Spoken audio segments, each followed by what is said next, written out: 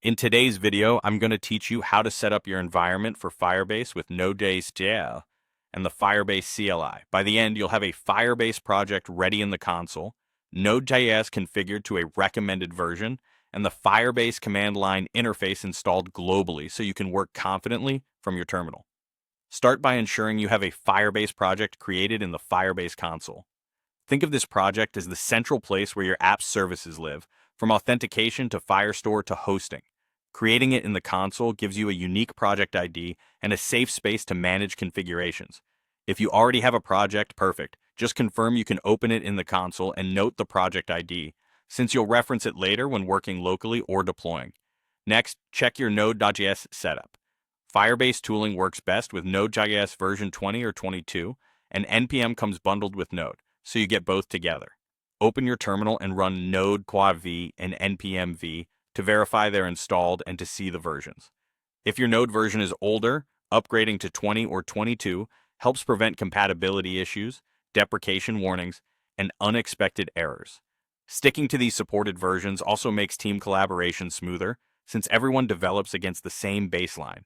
After installing or upgrading, restart your terminal so any path changes take effect. If you often switch projects, consider using a Node version manager to keep 20 or 22 handy without disrupting other work. With Node in place, install the Firebase CLI globally so the Firebase command is available anywhere on your system.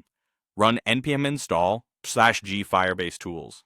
The global flag is important here. It ensures the CLI isn't tied to a single project folder, which is the recommended setup for day-to-day development.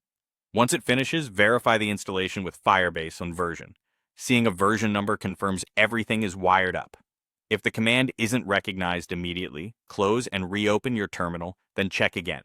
On some systems, you might be prompted for elevated permissions during the global install. That's normal. That's the core foundation, a Firebase project in the console, Node.js 20 or 22, with NPM and the Firebase CLI installed globally. With these pieces in place, you're ready to initialize local workspaces, emulate services during development, and deploy features like hosting, functions, and Firestore security rules directly from your command line.